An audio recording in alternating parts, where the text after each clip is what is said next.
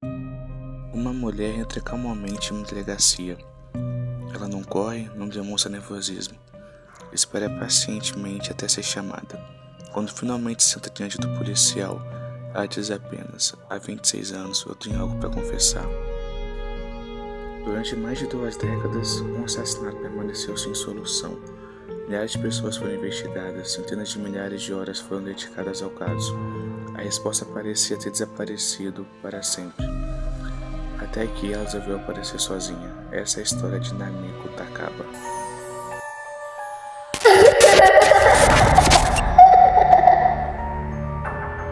13 de novembro de 1999.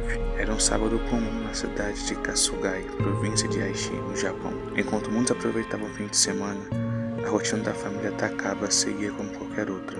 Satoru Takaba havia saído para trabalhar. Em casa ficara apenas sua esposa, Namiko Takaba, e o filho do casal, um menino de apenas 2 anos. Nada naquela manhã indicava que aquela família estava prestes a entrar para a história de um dos casos mais intrigantes do Japão. Pouco antes do meio-dia, uma mulher bateu à porta do apartamento. Namiko abriu. Nos minutos seguintes, uma luta começou. A polícia acredita que o ataque foi extremamente violento. Namiko tentou resistir, tentou sobreviver, mas sofreu diversos golpes de faca. Ela morreu dentro da própria casa. Seu filho permaneceu vivo, fisicamente, não sofreu nenhum ferimento, mas estava presente durante parte daquela tragédia. Até hoje é impossível saber exatamente o que aquela criança viu, ou o que conseguiu compreender. Quando Satoru voltou para casa, encontrou um cenário impossível de esquecer. A esposa estava morta, o apartamento havia se transformado em uma cena de crime, e a vida daquela família nunca mais seria a mesma. Os investigadores chegaram rapidamente ao apartamento. Tudo indicava que o ataque havia sido direcionado exclusivamente contra Namiko. Não havia sinais de um assalto comum, objetos de valor continuavam no local. Nada parecia ter sido levado, mas havia um detalhe, quase imperceptível. Na entrada do apartamento, os peritos encontraram sangue, e esse sangue não pertencia à vítima. Durante a luta, o agressor provavelmente havia se ferido. Sem perceber, deixou para trás uma das evidências mais importantes de toda a investigação, o próprio DNA. Hoje isso parece suficiente para resolver praticamente qualquer crime, mas em 1999 a realidade era muito diferente. As técnicas de comparação genética ainda eram limitadas. Mesmo sabendo que aquele sangue pertencia ao assassino, a polícia não tinha como descobrir quem era essa pessoa. Era como possuir uma assinatura sem saber o nome de quem escreveu.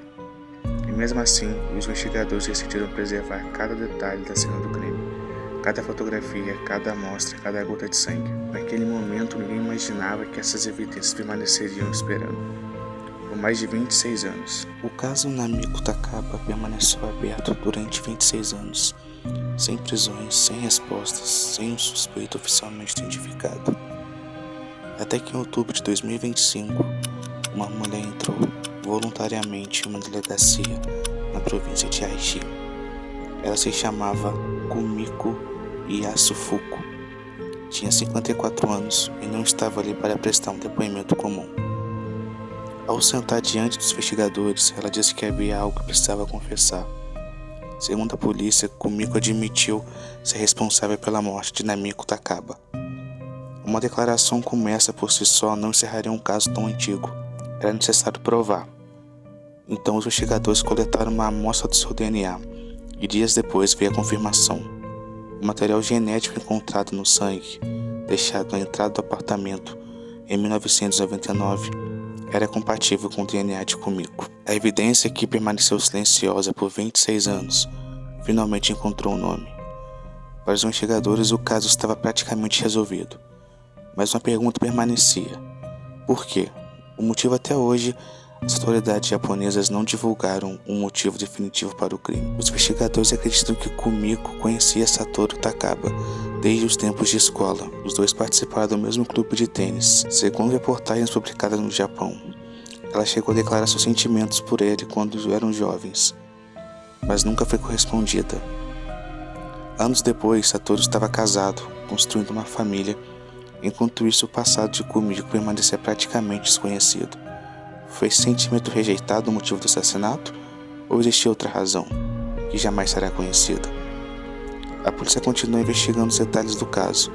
E embora a autoria tenha sido esclarecida, algumas perguntas talvez nunca encontram resposta definitiva. porque entender quem comete o crime nem sempre significa compreender por que ele aconteceu. Quando a ciência encontra esperança, existe um detalhe nessa história que costuma passar despercebido. O sangue encontrado na entrada daquele apartamento permaneceu preservado durante 26 anos, mas ele não teria sido suficiente se alguém não tivesse acreditado. Enquanto o tempo passava, Satoru Takaba se recusou a abandonar a esperança. Continuou pagando o aluguel do apartamento, preservando o local. Acompanhou a investigação e esperou ano após ano durante muito tempo, o que parecia uma decisão impossível de entender.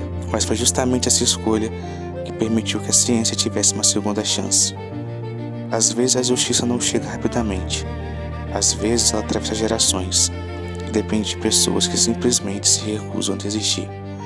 Durante 26 anos, um apartamento permaneceu congelado no tempo. Não por acaso, mas porque um homem se recusou a desistir. Enquanto muitos viam apenas uma cena de crime esquecida, Satoru Takaba enxergava uma promessa. A de que um dia a ciência alcançaria aquilo e a investigação ainda não conseguia explicar. E ela alcançou, não por sorte nem por acaso, mas porque alguém nunca deixou a verdade ser esquecida. Muitos casos terminam quando a polícia encerra uma investigação. Este não, ele esperou 26 anos até que em 2025, uma mulher atravessou a porta de uma delegacia e devolveu um nome ao DNA que permanecia em silêncio durante décadas. Mas talvez a maior lição dessa história não seja sobre ciência, nem sobre investigação, muito menos sobre o tempo. Talvez seja sobre esperança, porque mesmo quando tudo parecia perdido, alguém continua acreditando. E graças a essa perseverança, uma família finalmente recebeu uma resposta. Porque a verdade às vezes demora, às vezes se esconde, às vezes parece inalcançável. Mas a verdade pode esperar décadas, às vezes ela decide voltar sozinha. Eu sou o Cinéfilo Punk e esse foi mais um episódio do Sexta Sinistra. Até a próxima sexta.